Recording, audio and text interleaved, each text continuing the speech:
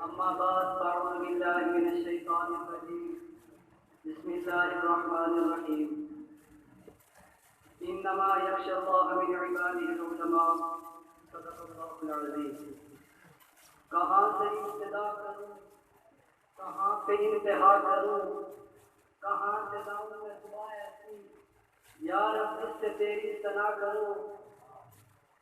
مٹا دے اپنی ہستی کو اگر کچھ مرتبہ چاہیے کہ دانا خاک میں مل کر گلے گلزار بنتا ہے. خودی کو کر بلند اتنا کہ ہر تقدیر سے پہلے خودی کو کر بلند اتنا کہ ہر تقدیر سے پہلے خدا بندے سے خود پوچھے بتا تیری رضا کیا ہے. آج سب سے پہلے میں اس رب کے منتظمین کا دل کی عطا برائی سے شکر گزار ہوں جنہوں نے خوبصورت محفل کے اندر مجھے خوبصورت موضوع علماء ربانی دین پر لفظ کشائی کرنے کا موقع دیا. اسی مناسبت سے آیت مبارکہ کے سامنے میں تلاوت کی ہے جس کے اندر اللہ تعالی ارشاد فرماتے ہیں انما یخشی اللہ من عباده العلماء. یہاں پہ انما کلمہ حصر ہے جس کے معنی یہ بنتے ہیں کہ اللہ رب العزت سے علماء کے علاوہ ڈرنے والے ہے ہی کوئی نہیں.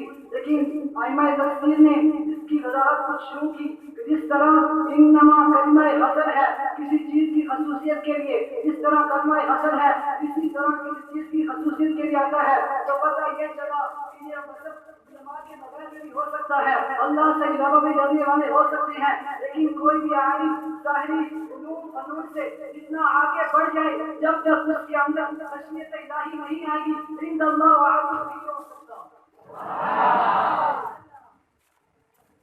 مولانا اشرف علی تھانوی رحمہ اللہ نے کیا خوب لکھا کہ مولوی اسی کو کہتے ہیں جس کے اندر تقویٰ ہو طہارت ہو پاک دامنی ہو. اس کے بغیر کوئی بھی مولوی عالم نہیں ہو سکتا.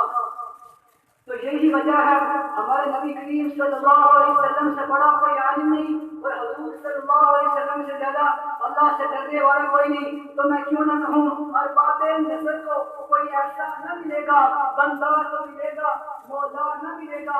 تاریخ اگر ڈھونڈے گی ثانیہ محمد ثانیہ تو بڑی چیز ہے سایہ نہ ملے گا. میں نے اس ذات کے کہنے کی جسارت کی ہے جس کے رتبے کے فرشتوں نے شہادت کی ہے اور ایک اس کی ہمت ہے میرے آقا کے مقابل آئے میرے آقا کی امامت کی ہے.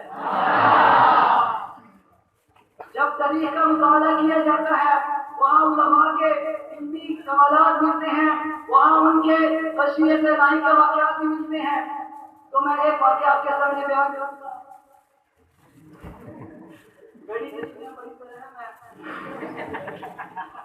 اور وقت بڑی دیر سے گزر رہا ہے تو واقعہ لمبا ہو جائے گا. امام غزالی رحمہ اللہ نے کیا ارشاد فرمایا کہ عالم وہ ہوتا ہے جس کے قول میں عمل میں تعارف نہ ہو جس کے قول میں عمل میں تعارف نہ ہو.